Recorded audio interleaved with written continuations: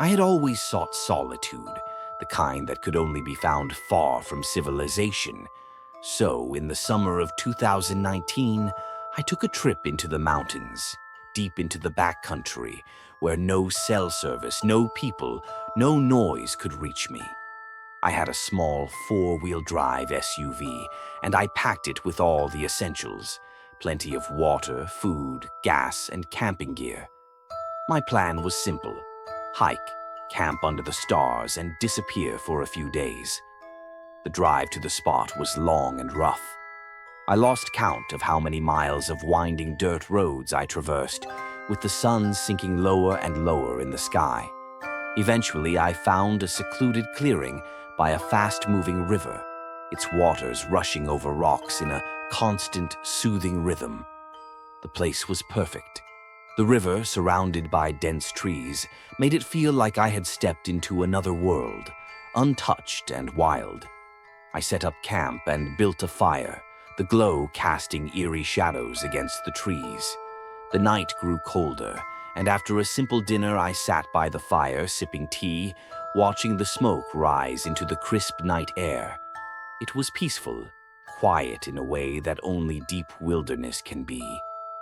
I wrapped myself in a blanket and leaned back in my chair, letting the sounds of the forest lull me into a state of calm. But just as I started to drift off, I heard something that jolted me awake. A low, distant hum. It wasn't a natural sound, not like the wind or the rustling of leaves. It was rhythmic, almost like chanting, but too faint to make out the words. I froze, my senses heightened. The sound was soft, carried by the wind, but unmistakable. Someone or something was out there. I grabbed a knife I had kept beside me for safety and strained my ears, but the sound stopped as suddenly as it had started. My heart raced. I told myself it was probably just some hikers, maybe a small group lost or gathering around a campfire. Even though the idea didn't make much sense, I tried to shake the unease. I told myself to relax. I closed my eyes again, but the sound lingered in the back of my mind. Just as I started to settle back down, I heard it again, the distinct sound of something tapping against my window. The tapping was slow at first, like a tentative knock, but soon it became louder, more deliberate. My pulse quickened and I held my breath. I turned toward the window, my heart hammering in my chest. I could see nothing, only the faint glow of the fire reflecting on the fogged-up glass. But I sensed something, or someone, was right outside. I lay still, clutching the knife so tightly my knuckles turned white. The tapping stopped for a moment, and I thought, maybe it was just an animal, or maybe my mind was playing tricks. But then, I saw something. A shadow pressed up against the window, a face peering in at me.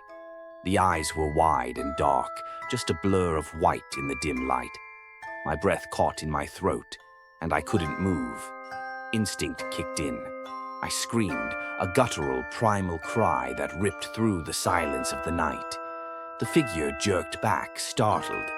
I saw those wide eyes for a fraction of a second before the figure disappeared into the darkness. The only sound left was my own ragged breathing and the occasional rustle of leaves. I sat frozen in my seat, knife still clutched in my hand, unsure what had just happened. Who was that? What did they want? My mind raced with questions, but there were no answers. I looked out the window again, hoping to catch a glimpse of the figure, but there was nothing, only the blackness of the forest. I started the engine of my SUV, flooding the area with light, the headlights cutting through the trees, but the clearing remained empty. My eyes darted back and forth, scanning every shadow, every movement.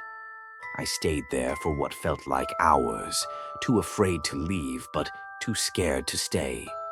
The sound of the river seemed to grow louder in my ears, but all I could focus on was the fear that someone, or something, was out there, watching me. Eventually, exhaustion overtook me, and I turned off the engine to conserve gas. The silence returned, deeper than before. I could feel the tension in the air, like the forest itself was holding its breath. My muscles ached from tension, my grip still tight on the knife.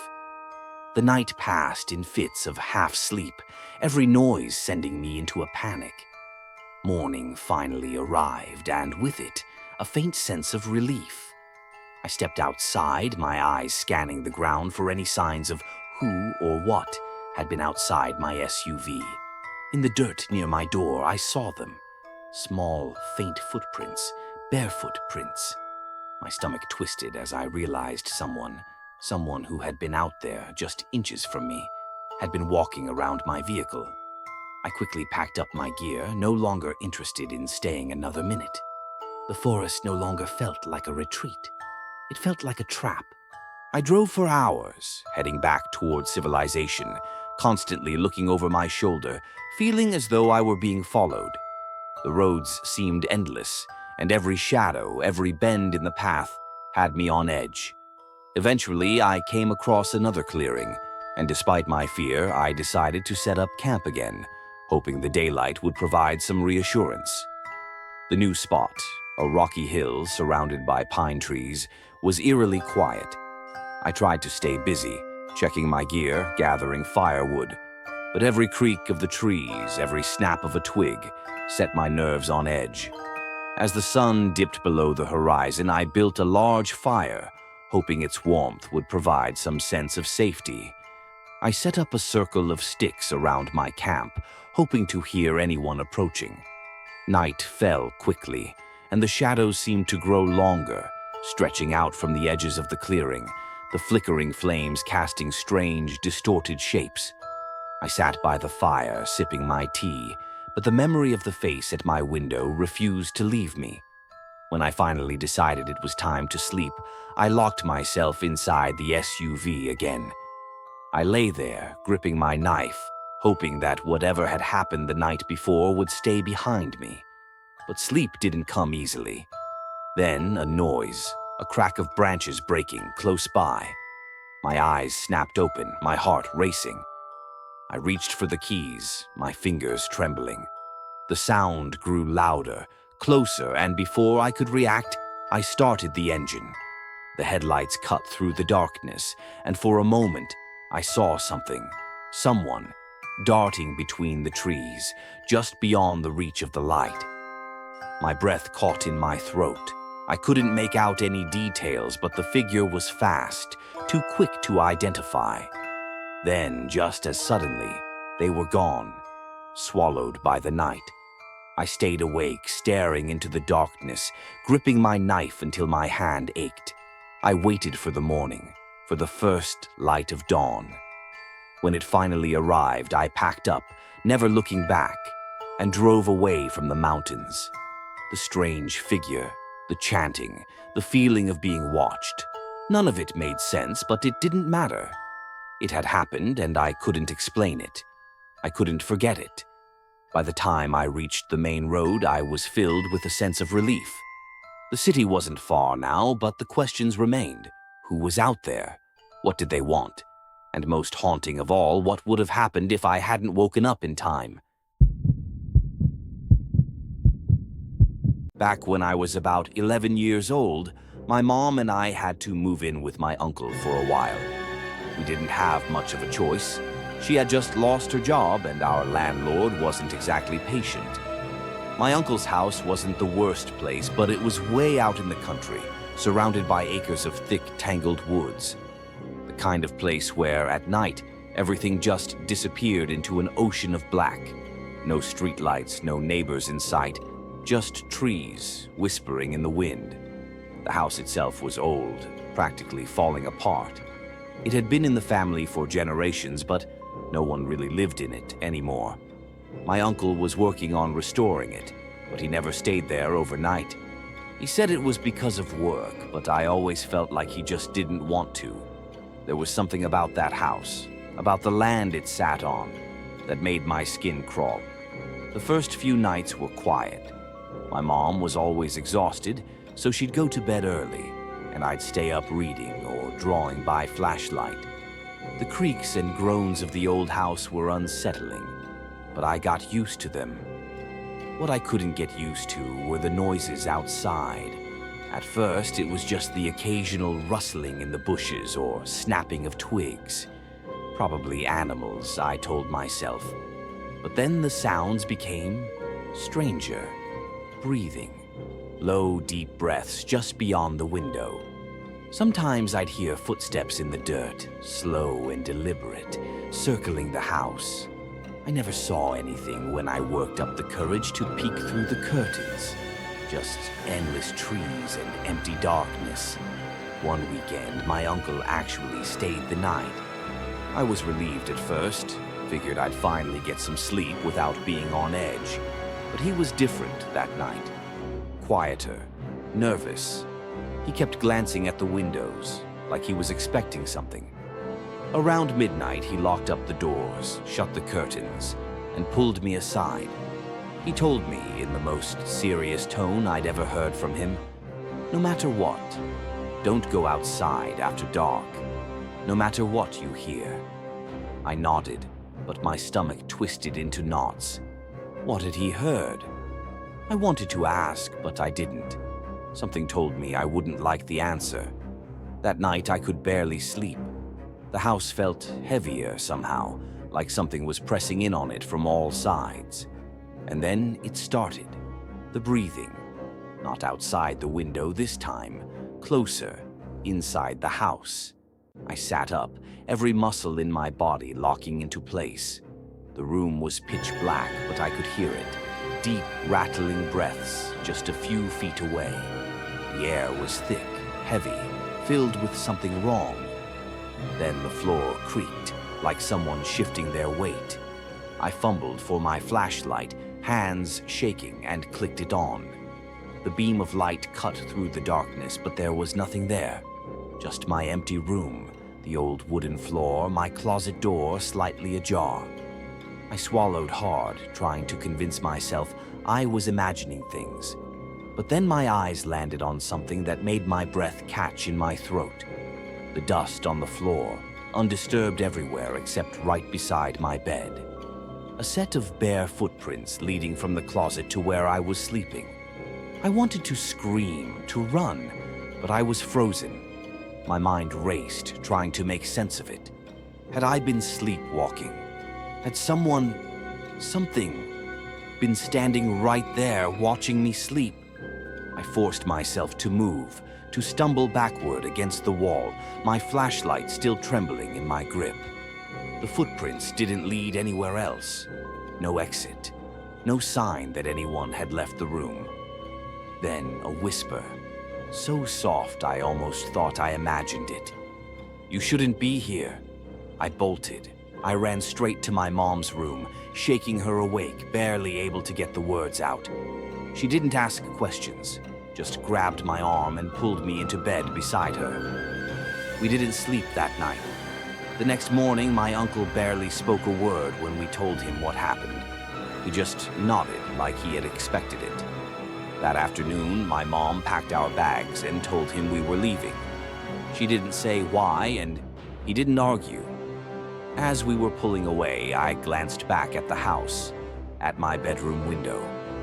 And I swear, just for a second, I saw someone standing there, tall, motionless, watching us leave. We never went back.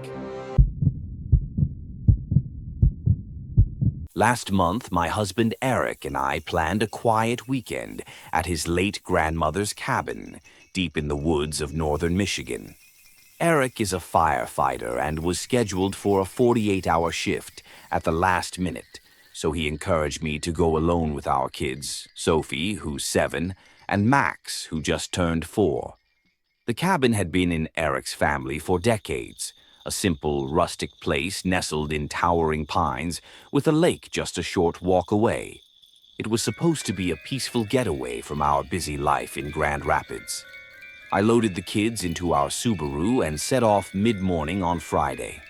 The drive was a familiar one, long stretches of highway, followed by winding back roads cutting through dense forest. It was the kind of place where cell service dropped off completely about 30 miles before you reached your destination. But I wasn't worried. I'd made the trip before, and the quiet solitude of the woods always felt more comforting than eerie. About an hour into the drive, I noticed an old white pickup truck in my rearview mirror. It was a little banged up, nothing unusual for these rural roads, but something about it made me uneasy. The truck kept a steady distance behind me, never passing, never falling too far back. At first, I brushed it off. Maybe they were heading the same way, or maybe they were just taking their time on the winding roads. But when I turned onto the narrow gravel path leading to the cabin, the truck followed. That was strange. This road didn't lead anywhere except to our cabin and an abandoned ranger station a few miles deeper into the woods. I glanced at the kids. They were happily absorbed in their coloring books, oblivious to the unease creeping up my spine. My mind raced through possibilities. Maybe it was a hunter. Maybe someone checking on the old ranger station. Maybe just a coincidence. I slowed slightly, pretending to be cautious on the uneven road, but really, I was testing them. The truck stayed right behind me, its headlights glaring even in the daylight. My heart pounded as I pulled into the cabin's driveway, a small clearing surrounded by thick trees. The truck rolled past, continuing down the road without hesitation. I let out a breath, trying to convince myself I'd overreacted. We settled in quickly. The cabin smelled of cedar and dust, the way it always had. The kids ran to the lake while I unpacked. I told myself not to dwell on the truck. It was gone, and I was being paranoid. As the afternoon stretched on, the sense of unease never fully left. The woods felt off. The usual rustling of birds and chipmunks seemed muted, like the forest was holding its breath. That night, after tucking the kids into their sleeping bags, I sat on the porch with a cup of tea, enjoying the cool air. The moon was bright, casting silver light through the trees. The wind was still, too still. Then, just beyond the tree line, I heard it, a snap like a branch breaking underfoot. My stomach tightened. Probably just a deer, maybe a raccoon. But then I saw it. A flicker of movement between the trees, a shadow shifting, just barely visible in the moonlight. Someone was there, watching. I swallowed hard, forcing myself to stay calm. My phone had no service, but I still clutched it like a lifeline. I stepped inside, locking the door behind me. I checked the windows, making sure the curtains were drawn. The kids were sound asleep, their small, steady breaths grounding me. I listened. The woods were silent again, but that didn't ease my nerves. I barely slept. Every creak of the cabin made my skin crawl. Every gust of wind against the roof felt like footsteps. I told myself I was being ridiculous, but the fear sat heavy in my chest. Morning came, bringing a sense of relief. The sun felt like a shield, pushing back the night's paranoia. The kids wanted to explore, so we hiked along the lake, looking for tadpoles and skipping rocks. By noon, I had almost convinced myself that the night before had been nothing but my imagination running wild, until I saw the footprints.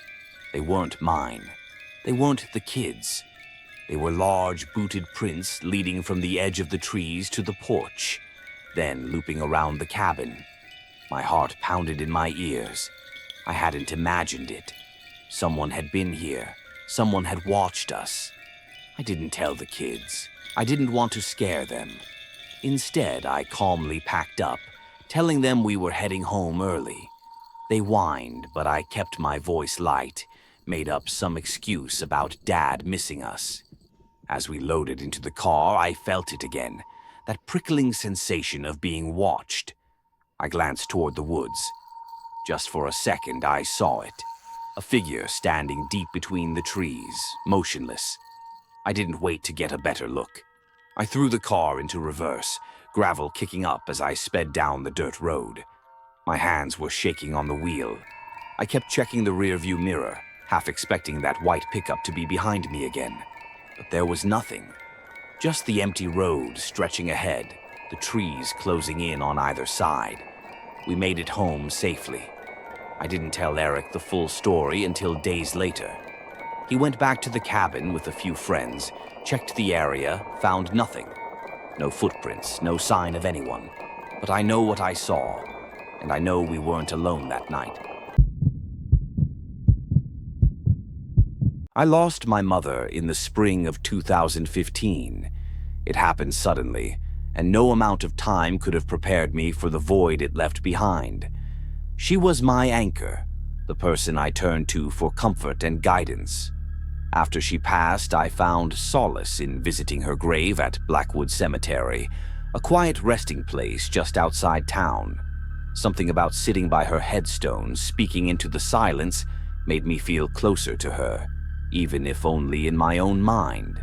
One night, I felt an overwhelming pull to visit. It was unusual for me to go after dark, but the loneliness had crept in stronger than usual. The world felt too big, too empty. I convinced myself that a quiet visit would bring me peace. The cemetery gates were locked as expected, but a section of the fence near the east side had been damaged in a storm months ago. I had seen it before during the day, just a small opening where the iron had bent outward. That night, it was my way in. I squeezed through, the metal cold against my hands, and stepped onto the damp grass. The air was heavy, the kind of thick stillness that clung to the skin. My footsteps felt unnaturally loud against the gravel path as I navigated my way through the tombstones, guided only by memory and the pale sliver of the moon above. It was darker than I expected, and the usual peacefulness of the cemetery had been replaced with something else, something I couldn't quite place. When I reached my mother's grave, I knelt, running my fingers gently over the engraved letters of her name. I whispered to her, telling her about my day, about how much I missed her. The cool night air carried my words away, and for a while I just sat there, letting the silence wrap around me. Then I heard it, a shuffling sound, faint but distinct. At first I brushed it off as the wind stirring the fallen leaves, but then it came again, closer this time. A rhythmic crunch like slow, deliberate footsteps pressing into the gravel. I turned my head sharply, scanning the darkness. Nothing, just rows of graves stretching into the void. I swallowed, telling myself it was just my imagination, but the uneasy feeling in my chest refused to fade. I took a slow breath and stood, brushing the dirt from my jeans. It was time to leave. As I turned, I froze. A figure stood at the edge of the path, partially obscured by the shadow of an old mausoleum. It was difficult to make out in the dim light, but I could see the outline of a person, tall and unmoving. I felt my breath hitch in my throat. "Hello?" My voice came out weaker than I intended. No response. My pulse quickened. The figure remained still, watching. I told myself it was just another mourner, someone else visiting a loved one, but something about their presence felt off. They were too still, too silent. I took a hesitant step backward, my foot scuffing against the gravel. The sound seemed deafening in the quiet night. The figure shifted slightly, a slow, unnatural movement, like they were adjusting their stance. Then, without a word, they stepped forward. Panic flared in my chest. I turned quickly, my body urging me to move, to get away. The cemetery that had once been my refuge now felt like a trap. I forced myself to walk, keeping my pace measured despite the instinct screaming at me to run. The exit wasn't far. If I could just get past the mausoleums, back to the fence, I would be okay. Another sound, a whisper, low and urgent, just behind me. I whipped around, but no one was there. The figure was gone. My skin prickled with cold dread. I wasn't alone. Something moved in my peripheral vision. Another figure, emerging from behind a tall headstone. Then another, stepping onto the path ahead of me. My breath caught as I realized there were more of them, dressed in long, pale garments that seemed to shimmer under the moonlight. They didn't speak. They only watched. A heavy weight settled in my stomach as I realized I was surrounded. I had to move. I had to get out. My hands trembled as I took another step back, my heart hammering so hard it drowned out everything else. And then, they moved. Not walking, not running, just gliding forward, their motions eerily synchronized. That was it. My fear took over and I bolted. I didn't look back. I didn't want to see how close they were. I just ran, my feet barely touching the ground as I navigated the winding pathways, dodging the silent stone markers that jutted from the earth like jagged teeth. The fence was ahead. I just had to reach it. The moment I slipped through the opening, I turned, my chest heaving, my vision blurring with fear. The cemetery beyond the fence was empty. No figures, no movement, just the silent rows of graves beneath the pale glow of the moon.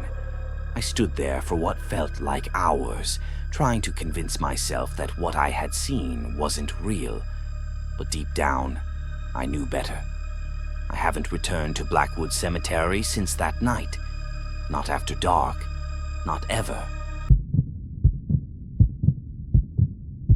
It happened a few years ago on a cold November weekend. My parents had left for a work conference, trusting me to watch the house and my younger brother, Caleb. I was 18 at the time and he was 15, old enough to be left alone but still young enough that my parents worried. The first night was uneventful. We ordered pizza, played video games, and stayed up late watching movies. The house was quiet, save for the occasional creak of the old wooden floors and the wind rattling against the windows. The second night, things changed. It started with a noise, soft at first, barely noticeable. A faint tapping, like fingernails against glass. I muted the TV, thinking it was a tree branch scraping against the house, but the sound didn't stop. It was rhythmic, deliberate. Caleb frowned. "Did you hear that?" I nodded, getting up to check. The sound was coming from the back sliding door, the one that led to the backyard. As I approached, my stomach tightened. The porch light was on, but beyond that, the yard was pitch black. I hesitated before pulling the curtain aside. Nothing. I let out a slow breath and shook my head. Probably just my imagination. But as I turned to walk away, I heard Caleb whisper, "Wait." I turned back. He was staring at the glass, his face pale. I thought I saw someone. My blood went cold. I stepped forward again, pressing my face closer to the glass. The backyard was empty. The trees stood still in the cold night air. There was no one there. We tried to brush it off, but Caleb was shaken. He refused to sit near the back door, glancing over his shoulder every few minutes. "Let's just go upstairs," I suggested. "We'll lock up and call it a night." We checked every door and window before heading to bed. I told Caleb to keep his phone nearby just in case, and we each locked our doors. Sleep didn't come easy. I kept replaying the moment in my head, wondering if Caleb had really seen someone. Maybe it was just a shadow, a trick of the light. Then, at exactly 3:12 a.m., I woke up. The house was silent, but something felt wrong. A presence, an unease settling in my chest. I sat up and listened, straining my ears. And then I heard it. A quiet, muffled shuffling coming from downstairs. I reached for my phone and texted Caleb. "Are you awake?" A moment later, my phone vibrated. "Yeah. Do you hear that?" My heart pounded. "Stay in your room. Lock the door." I slowly got out of bed, moving carefully so the floor wouldn't creak. My bedroom was at the end of the hall, right by the stairs. I pressed my ear against the door and held my breath. More movement, something shifting, almost dragging. I had no weapon, nothing to defend myself with if someone was actually inside. My mind raced through the possibilities. An intruder? An animal? I slowly turned the doorknob and peered into the hallway. It was dark, save for the faint glow of the nightlight from the bathroom. The house was still, but the uneasy feeling didn't leave me. Then a shadow moved at the bottom of the stairs. I froze. My breath caught in my throat. Someone, or something, was standing there. I couldn't see its face, only a tall, dark figure.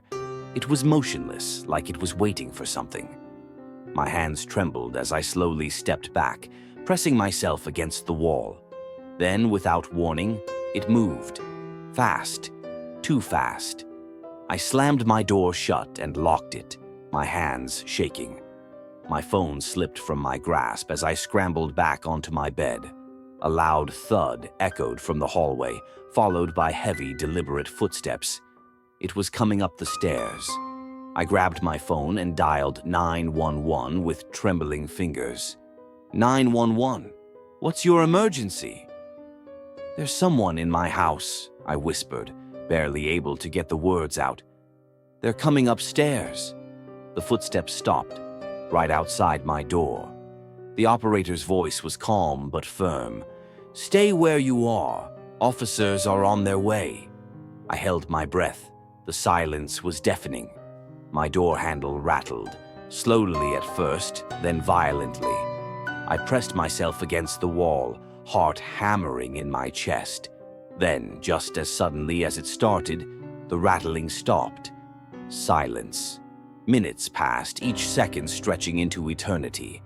Then the sound of sirens in the distance. The police arrived quickly. Caleb and I stayed locked in our rooms until we heard them calling out. When I finally opened my door, the house was empty. The back door was wide open. They searched the house, the yard, the surrounding area, but they found nothing. No footprints, no forced entry, no sign of anyone. The officers assured us it was probably an attempted break-in and that we had scared the intruder off. But I knew better. Because when I checked the security footage the next morning, the cameras hadn't caught anything. No one at the back door, no one at the stairs, no one in the house at all, except for Caleb and me. And yet, I know what I saw. To this day, I still wonder. Was it a person? A spirit? Something else entirely? All I know is that I've never felt safe in that house since. And every now and then, when I'm alone at night, I swear I can still hear it. The tapping at the glass. Waiting. I used to be a police officer. I was just starting my shift one evening when I got a call over the radio. A stolen vehicle had been spotted in the area, and the description matched one I had seen earlier. I knew this car. It was a black SUV with tinted windows. I remembered seeing it parked outside a gas station earlier in the day. I pulled out onto the main road and began my search, keeping an eye out for any suspicious vehicles. I passed a few cars, but none of them matched the description.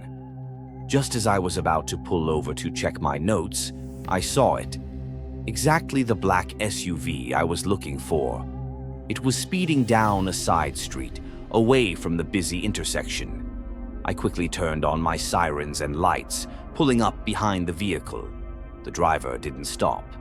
Instead, the car picked up speed and swerved around the corner, heading toward an industrial part of town. I radioed for backup, knowing this could get dangerous. As I followed, I could see the silhouette of the driver through the tinted windows, but nothing more.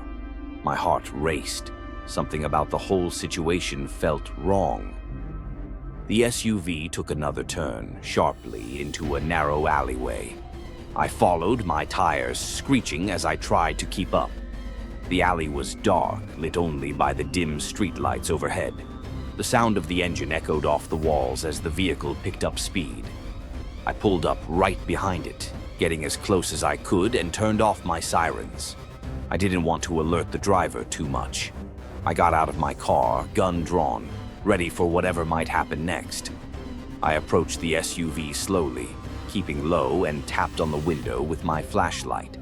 The driver's side window rolled down just a crack, and a man's voice came through. "What do you want?" he asked, sounding irritated. "I need you to step out of the vehicle," I said, trying to keep my tone calm. You're driving a stolen car. We can do this the easy way or the hard way." For a moment, there was silence. Then the window rolled down fully. The man's face was partially hidden by shadows, but I could make out his features. He looked tired, maybe even frantic. My instincts told me something wasn't right. I repeated the order for him to step out, but instead he slammed the car into drive and sped off. I dove back into my car, quickly pulling out onto the alley and giving chase. My adrenaline surged. This was no ordinary traffic stop. I was chasing a criminal. The SUV swerved around corners, barely avoiding pedestrians and other cars. My heart pounded harder with each passing second. As we sped through the streets, I saw the lights of the backup unit in the distance. Relief washed over me for just a second, but I quickly refocused. This situation was escalating quickly, and I wasn't sure where it would end. We reached the outskirts of town, and the SUV made another turn onto an old, deserted road. I followed, my tires kicking up dirt as we tore down the narrow path. The road was barely lit, and the woods on either side seemed to swallow the light. I couldn't see what was ahead, but I knew we had to be nearing a dead end. The SUV suddenly skidded to a stop in front of an abandoned warehouse. The driver jumped out and ran into the building. I slammed the door open, chasing him on foot. My radio crackled to life as my backup unit arrived, but I couldn't wait for them. I had to catch him now. I sprinted toward the warehouse, my flashlight scanning the area. The place was dark and the inside was filled with old machinery and piles of metal. I moved cautiously, my gun drawn, listening for any sign of movement. Then I heard it, the sound of footsteps, too light and too fast to be anyone else. I moved in closer, rounding a corner just in time to see the man slip into a back room. I could hear him breathing hard, as though he knew he was cornered. I approached slowly, trying not to make any noise, but my heart was racing too loudly. I called out, "Come out with your hands up. We don't want to do this the hard way." No response. I stepped forward, my flashlight cutting through the darkness. The air inside the warehouse felt heavy, like it was thick with tension.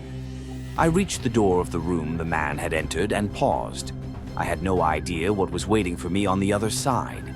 I kicked the door open and stepped inside, scanning the room. It was a small, empty space, except for one thing. The man was standing by the far wall, facing me. But his eyes, those eyes were wide, wild. He wasn't scared. He was desperate. "I don't want to hurt you," I said, trying to keep my voice steady. "Just put your hands up and come with me." But he didn't listen. Instead, he turned and bolted toward a window at the back of the room, trying to make an escape. I chased after him, my footsteps echoing in the quiet space. He reached the window just as I caught up with him. I grabbed his arm, pulling him back into the room. In that moment, he turned on me. With a sudden move, he slammed his elbow into my chest, knocking the wind out of me. I stumbled backward, struggling to regain my balance. He rushed toward the window again, but this time he didn't make it. The backup unit had arrived just in time to stop him from escaping. They rushed into the room, grabbing him and forcing him to the ground. I caught my breath, feeling a sharp pain in my ribs from where he'd hit me. The man was arrested and taken into custody, and I was left standing in that cold, dimly lit warehouse, shaken but grateful it was over. But the whole ordeal didn't sit right with me. As we left the warehouse, the sun was beginning to rise, casting an eerie light over everything. I had a feeling, an uneasy feeling, that this wasn't over. Something told me this was only the beginning. And as I walked back to my patrol car, I couldn't shake the sensation that someone was watching me from the shadows. I was excited when I booked that solo hiking trip. It wasn't my first time out in the woods, but this was going to be different. I'd read about the trails for weeks, planning every step. It was supposed to be a peaceful retreat, a chance to disconnect from the chaos of my life. Work was stressful, my friends were all busy, and I needed time away, something to clear my head. I set off early in the morning, the sun still low in the sky, casting long shadows across the trail. It was quiet, too quiet. The usual hum of wildlife was absent, but I brushed it off. Maybe it was just the time of year, I told myself. The air was crisp, and I was alone with my thoughts, enjoying the solitude. By midday, I reached the spot I'd planned to stop for lunch, a clearing by a creek. The sound of running water should have been calming, but it just made the silence seem heavier. I took a seat on a large rock near the edge of the creek and pulled out my sandwich. As I ate, I kept looking around, expecting to see someone else on the trail, but there was no one, not a soul. After I finished eating, I decided to push on a little further. The next part of the trail was supposed to be more remote, leading deeper into the woods. The further I went, the more the trail narrowed, the trees pressing closer together. It felt like I was walking in a tunnel of green. Still, I pushed on, even as the unease began to settle in my stomach. It wasn't until I was a couple of miles in that I started to feel like I wasn't alone. At first, it was small things, the rustling in the bushes, the snap of a twig underfoot. But when I looked around, there was no one there. I told myself it was just animals, raccoons, squirrels, maybe even deer. But the feeling grew. I quickened my pace, telling myself it was nothing. Then I saw him. At first, I thought he was just another hiker, someone like me, out here for some peace and quiet. But the moment I spotted him standing at the edge of the trail, just standing there, I felt my heart rate spike. He wasn't moving, just staring at me. He was tall, wearing dark clothes, a wide-brimmed hat casting a shadow over his face. His posture was strange, too, unnaturally stiff, like he was waiting for something. I slowed down, hesitant, unsure whether to greet him or keep walking. I decided to keep going, but as I passed him, I couldn't shake the feeling that he was watching me. It wasn't just a glance. His eyes seemed fixed on me. My stomach twisted into knots, and I hurried past him, trying not to glance over my shoulder. I pushed myself to hike faster, my footsteps quickening as I tried to put distance between us. But then I heard it. Footsteps behind me, slow, deliberate, and unmistakably human. My pulse hammered in my ears. I glanced behind me, and there he was. Not far off, but still too close. His gaze was locked onto me, his head tilted slightly, almost as if he were studying me. I tried to tell myself it was nothing. Maybe he was just out for a walk, too. But I couldn't shake the feeling that something wasn't right. I kept walking, faster now, but the sound of footsteps continued behind me. I wasn't sure how long I walked, but eventually I reached a fork in the trail. One path led back toward the entrance, the other deeper into the woods. I stopped for a moment to catch my breath, trying to calm myself. It was then I heard something strange, a whisper, barely audible, as if someone was speaking to me from the woods. "Help me," the voice said. I froze, my blood running cold. I looked around, but there was no one in sight. The voice hadn't come from the trail, it had come from the trees. For a split second, I considered turning back. But before I could make a decision, I heard the footsteps again, closer this time. I didn't wait to find out what would happen next. I took the path leading back to the entrance, the one I knew was safer. The feeling of being watched didn't let up. No matter how fast I walked, no matter how many turns I took, those footsteps followed. I thought maybe I was being paranoid, but my gut told me something was wrong. I kept glancing over my shoulder, but there was no one there. Still, the footsteps persisted, closer than before. I finally reached the edge of the trail, where the trees began to thin, and I could see the parking lot in the distance. Relief washed over me, but I didn't slow down. I needed to get to my car. I needed to leave. That's when I saw him again. The man from earlier, standing by the parking lot, his eyes locked on me once more. This time he was closer, standing just at the edge of the woods, his figure almost blending into the shadows. He wasn't moving, just staring. I didn't stop to analyze it. I didn't even think. I ran.